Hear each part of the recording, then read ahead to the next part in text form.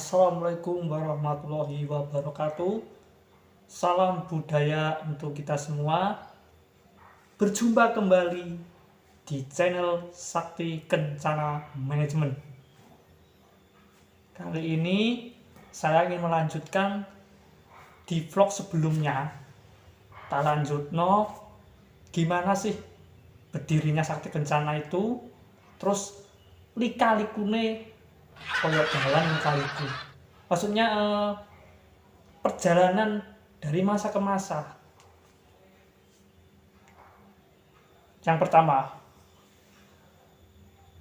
kenapa sih pastinya penonton atau yang sudah melihat upload-uploadan sebelumnya di konten-konten kita kok sering ngupload siaran ludruk? Kenapa sih kita memilih ludruk daripada kesian yang lain? Jadi gini guys, ludruk itu merupakan kesenian atau bisa dikatakan seni pertunjukan rakyat yang tumbuh berkembang di Jawa Timur. Kebetulan saya orang Jawa Timur, aku wong Blitar, istilahnya wis mangan ngombe ning Jawa Timur, ya sudah menjadi tanggung jawab kita untuk menjaga dan nguri-nguri. Lek dudak dhewe sapa sing nguri-nguri rek? Terus saya menggeret atau menawarkan kepada anak-anak muda dan juga teman-teman di sekitar, sakjane iki wong narik ning kesenian iki sakjane iki yo susah-susah angel. Poneh di zaman perkembangan teknologi, perkembangan media sosial, otomatis kesenian nih harus mengikuti apa yang dimau anak muda, ya kita harus menuruti. Ojo sampai kok kita harus pakai pakem yang lama terus tidak bertahan di situ saja. Aduh bertahan kono tok. Nah kesenian ini apa arep maju? Kan tidak. Dan pasti kita juga mencoba atau mengenalkanlah kepada anak muda tentang kearifan lokal atau kesenian-kesenian tradisional yang ada di Indonesia, khususnya Jawa Timur. Nah, kembali ke Sakti Kencana. Awalnya dulu, jadi dulu tuh saya diberi amanah untuk membina, istilahnya melatih anak-anak siswa dari SMA Negeri 4 Blitar. Jadi mbiyen ki ono tugas basa Jawa, tugas drama. Ya kebetulan subtema yang diambil itu ludruk. Disuruh bercerita yang iso digawe ludrukan. Pas aku bingung. Apalagi siswa-siswa SMA Negeri 4 Blitar tuh ada beberapa yang tidak paham ludruk ki apa toh? Ludruk ki konsepnya kayak apa? Nah, disitu bingung. Akhirnya dia memanggil saya, menghubungi saya untuk dibuatkan naskah sekaligus melatih. Nah, pada saat itu satu hari saya melatih kalau nggak salah sekitar 2 kelompok. Itu pun satu kelompok berisi 10 orang. Bayangno, satu hari 2 kelompok, isinya 10 orang. Jika 2 kelompok isinya 20, ayo mumet guys. Guys mumet nggarap rong naskah, yaitu waktunya bisa dikatakan pendek. Latihan kita cuma seminggu, 2 kelompok. Dan saya pun juga menggarap beberapa sekolah yang lain. Ada yang dari Perondaan Jombang juga. Saya juga menggarap di beberapa mahasiswa juga ada. Jadi wis sedino blok garap naskah wis ngemet. Setelah itu tahun 2020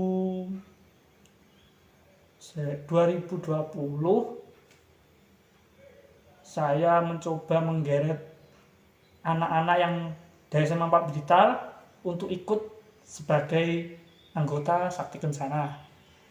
Nah, ono naik, namun di tengah-tengah perjalanan tiba-tiba saya punya pikiran membubarkan. Saya wis gak ono niat lah. Wis anggotanya ada sing metu, wis ambiar kondindi, wis pemaine wis gak enek. Golek sapa neh ora pemaine. Masa ora ludurkan dhewe lah lucu lho. Tahun 2022 saya mengawali membentuk formasi baru. Jadi wajah-wajah pemain-pemain baru yang notabene masih pemula. Tak coba, tak latih, tak bimbing. Ya sedikit-sedikit bisa. Namun ada proses, ono tahap-tahapan. Jadi mulai teko writing naskah, terus tentang kita membedah, oh tokoh-tokoh iki engko karakter ini, iki karakter ini. Jadi harus kita beberkan supaya apa? Yang nanti ikut berperan itu nggak bingung. Coba tembung kasarnya nus nggak mikir. Artinya ada karakter katakanlah tokoh ini memerankan tua, sifatnya kereng. Dia bisa menggambarkan, oh wong kereng ini, wong nangis kok ngene. Semisal ku aktingku katakanlah ngelongso ngene. Jadi punya gambaran. Nah, apa nahi? Saya mikir saya nahi apa nahi? Kebetulan pemain kita juga mayoritas anak muda. Ada yang pelajar, ada yang mahasiswa, dan pastinya banyak lah. Kebetulan di sini tidak ada seperti gua hantu yang tidak berpenghuni, sepi, gak ada sopo-sopo. Coba di vlog selanjutnya kita akan mengumpulkan menjadi satu. Wis toh, tak jamin tanggap gokil. Ada yang penasaran, ada yang istilahnya pengen ngeruh sopo sih nama-nama pemain dari Sakti Kencana. Ini saya sebutkan beberapa saja ya, sajane akeh. Namun lek gak enek wonge gak seru. Sebenarnya yang mau saya publikasikan tuh banyak semuanya sajane. Sajane iki akeh. Cuma tan lek gak enek narasumbere kan gak enak, mosok ngomong dhewe. Yang pertama ada Mbak Caca. Sekarang menempuh di SMA Negeri 3 Blitar. Dia berperan sebagai Cika di siaran ludruk Cintaku Lewat Chatting. Dia juga ikut, itu pertama kali wis. Intine pemain wis ndadak wis sopo-sopo tak ajak, tak latih, pokok sak isone arek-arek. Saya tidak memaksa, artinya lek sur belajar monggo, kalau tidak juga nggak apa-apa. Jadi Sakti Kencana iki yus siapapun boleh ikut asalkan niat. Dalam artian niat nguri-nguri, ikut berproses bareng. Jadi ora sampai naik dhewe lah. Masa mungkin kita berkarya terus sendiri tanpa ada pihak-pihak yang menyupport, kan nggak bisa. Yang kedua ada Mas Riko, sekarang di SMK 1 Blitar kalau nggak salah. Dia berperan sebagai Randy yang kemarin juga satu project dengan Mbak Caca. Kebetulan Caca dan Riko tuh sering ketemu dengan saya, sering manggung bareng, istilahnya wis yopo-yopo dadi konco dekat lah istilahnya. Yang ketiga ada Mas Kosim, atau biasa tak tulis nih deskripsi Nur Kosim Yasin Yusuf. Kebetulan juga orang Blitar juga, sekarang menempuh di ISI Surakarta. Kebetulan juga jurusan teater. Jadi penak wis ana apa-apa sambatin kono. Yang keempat ada Mas Gedi Fardan, sekarang di Polinema nggak salah, Polinema jurusan kesehatan. Itu pun juga awalnya tidak bisa, awalnya tak paksa, wis pokok melu aku, lek semisal gak iso takon-takon, ojo sungkan, ojo wedi lah istilahnya, aku tuh wedi. Terus ada lagi udah ada Mas Indra, kebetulan satu kampus dengan saya di salah satu kampus atau universitas di Blitar, tak inisial UIB. Yang ngeruh browsing Google, mau tak sebutkan karena aku takut bukan. Terus ada lagi Mbak Lintang dari SMA 1 Blitar, dulu pemain teater jiwa dan juga ikut komunitas teater di sekolahnya. Ada lagi Mas Doni. Oh iya, Mas Doni ini tak ceritakan ya, Mas Doni sebenarnya itu musisi, dia tuh terjun di musik.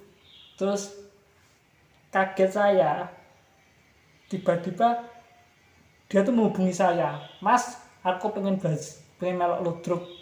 Di situ saya kaget, loh nah zaman musisi kok melok ludruk, wes gak popo. Akhirnya ya kita berpikir-pikir, tak tompo kok ya piye, tapi memang kalau dia niatnya betul-betul ikut ya nggak apa-apa. Sampai sekarang pun dia masih kadang sering chatting dengan saya, sering hubung-hubungan dengan saya. Terus maklum lah jenenge arek enom seno kuwi. Dan ini kenapa sih lakon-lakon yang ada di Sakti Kencana pasti rodok leneh, rodok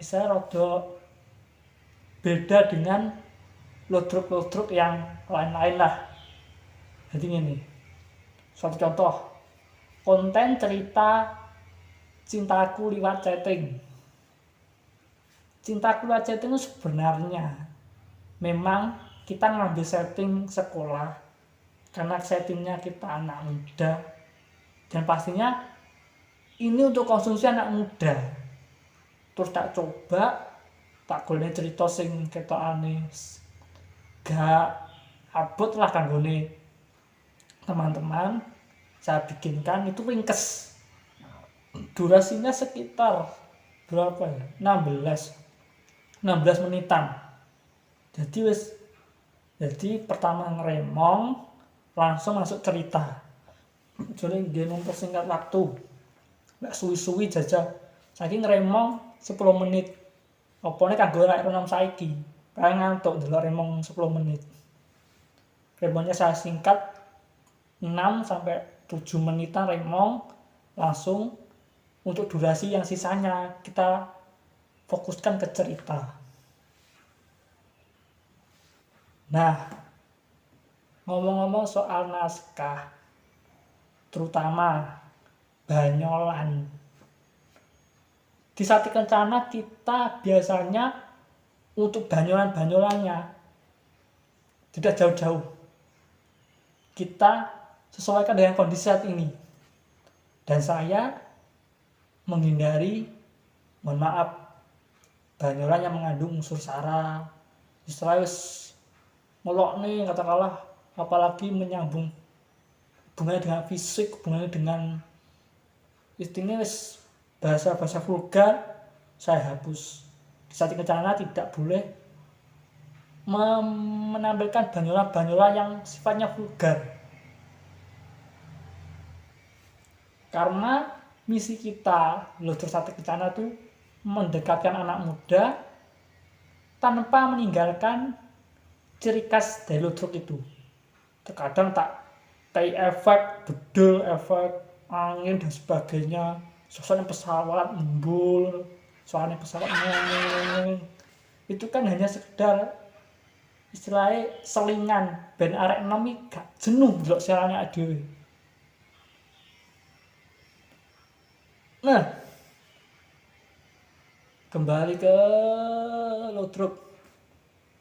Karena ludruk ini bisa dikatakan sebagai ujung tombak utawa kesenian sing dadi primadonanya orang Jawa Timur pada saat dulu.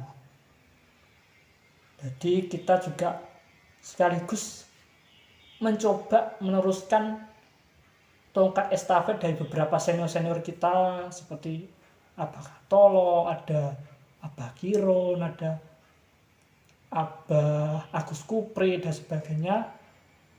Terus ada lagi Cak Tawar.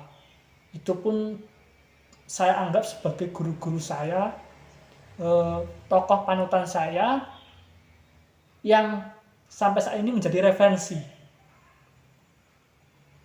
Apapun itu, pokoknya ngomongin ludruk, apalagi teater tradisi, saya pasti sering menonton beliau, entah itu lewat YouTube atau secara langsung.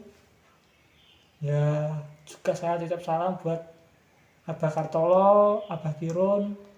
Saya mohon arahannya dan juga kritik saran untuk ludruk Sakti Kencana ke depannya.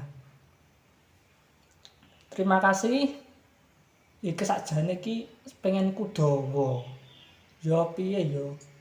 Topik sing diomong niki apa? Kita tuh bingung. Malah yo nggak ada teman-teman, corone teman-teman. Topik kita pasti wis akeh lah sing dibahas.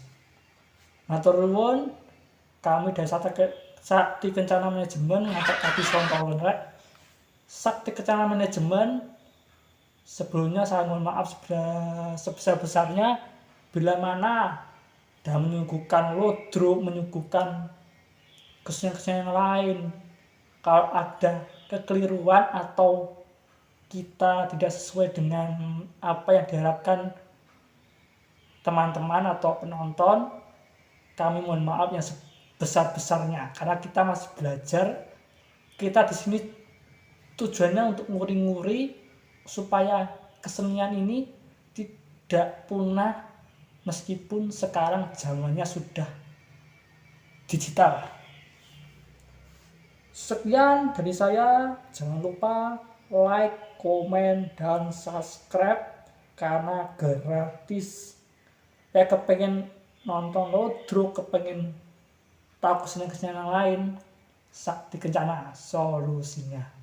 Matur nuwun, salam budaya, salam rahayu. Nuwun, nuwun, nuwun.